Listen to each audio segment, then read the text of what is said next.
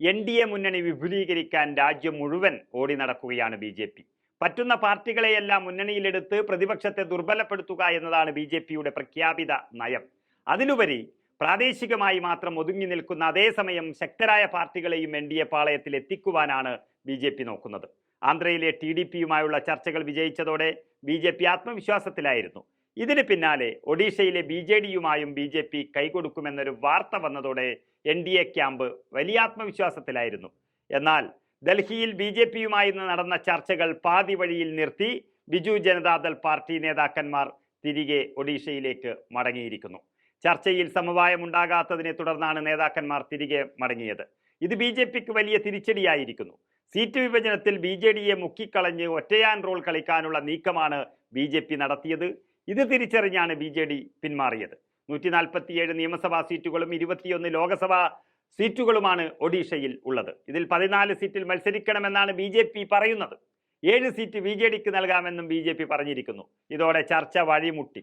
അങ്ങേയറ്റം പോയാൽ 10 seat BJPക്ക് നൽകാമെന്നാണ് Naveen പട്നായിക്കിന്റെ party പറയുന്നത്. ഇതിന് പിന്നാലെ ഈ വർഷം നടക്കുന്ന നിയമസഭാ തെരഞ്ഞെടുപ്പിലെയും സീറ്റുകൾ സംബന്ധിച്ച് ചർച്ച നടന്നിരുന്നു. 100 സീറ്റാണ് BJD ആവശ്യപ്പെടുന്നത്. 40 സീറ്റ് BJPക്ക് നൽകാമെന്ന നിർദ്ദേശവും മുന്നോട്ട് വച്ചു. ഇതും ഇരു പാർട്ടികളും അംഗീകരിക്കാതെ വന്നതോടെയാണ് നേതാക്കന്മാർ ചർച്ച പാതി വഴിയിൽ ഉപേക്ഷിച്ച് തിരികെ ഒഡീഷക്ക് സ്ഥലം വിട്ടത്. 2019 തെരഞ്ഞെടുപ്പിൽ BJD 12 സീറ്റുകളും BJP 8 സീറ്റുകളും അവിടെ നേടിയിരുന്നു. നിലവിൽ നിയമസഭയിൽ BJDക്ക് 112 MLAമാരും BJPക്ക് 23 MLAമാരുമാണ് ഉള്ളത്. സഖ്യം നടപ്പായാൽ ലോക്സഭാ തെരഞ്ഞെടുപ്പിൽ BJPയാകും കൂടുതൽ സീറ്റുകളിൽ മത്സരിക്കുകയെന്ന് നേരത്തെ തന്നെ പുറത്തു വന്നിരുന്നു.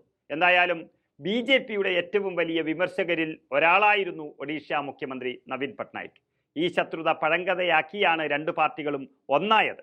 ലോക്സഭാ തെരഞ്ഞെടുപ്പിൽ ഒഡീഷയിൽ നവീൻ പട്നായിക്കിന്റെ BJDയും BJPയും കൈകൊടുക്കുമെന്ന റിപ്പോർട്ട് ദേശീയ തലത്തിൽ പോലും വലിയ ചർച്ചയായിരുന്നു. 15 വർഷം നീണ്ടുനിന്ന ശത്രുത മറക്കാൻ കാരണം കോൺഗ്രസിന്റെ തകർച്ചയാണ് ഈ രണ്ട് പാർട്ടികളും ലക്ഷ്യമിടുന്നത്.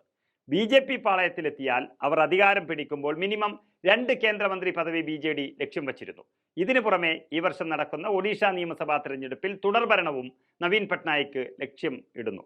BJD വൈസ് പ്രസിഡന്റും MLAയുമായ ദേബി പ്രസാദ് മിശ്രയാണ് ചർച്ചകൾ വഴിമുട്ടിയ വിവരം ഇപ്പോൾ പുറത്തുവിട്ടത്.